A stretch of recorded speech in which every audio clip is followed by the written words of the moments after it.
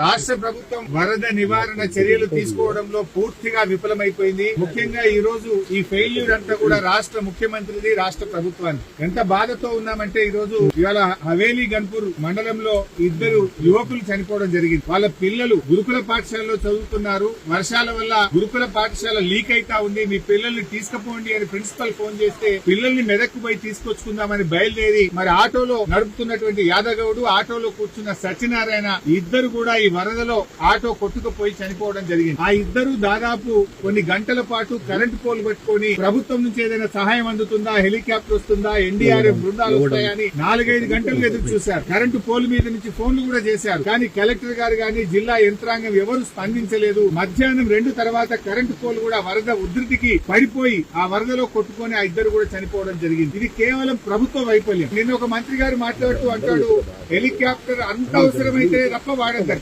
మీరు మాత్రం పెళ్లిలకు వాడుండ్రి, బీహార్ లో రాజకీయాల కోసం వాడండి, మీ సొంత కార్యక్రమాలకు వాడుకోండి. ఆనాడు ఖమ్మం జిల్లాలో కూడా హెలికాప్టర్ పంపకపోతే ప్రాణాలు పోయినాయి. ఇవాళ మెదక్ జిల్లాలో కూడా సకాలంలో హెలికాప్టర్ రాక ప్రజల ప్రాణాలు పోయినాయి. అంటే ప్రభుత్వం ముందస్తు చర్యలు తీసుకోలేదు. నిజాం సాగర్ లో ఈ వరద ఉధృతిని చూసి గేట్లెత్తి ముందుగానే నిజాం సాగర్ ను ఖాళీ చేసి ఉంటే బ్యాక్ వాటర్ లో ఇంత నష్టం జరిగి ఉండేది కాదు. అటు ఇంజనీరింగ్ లోపం ఉంది, ప్రభుత్వ వైఫల్యం ఉంది.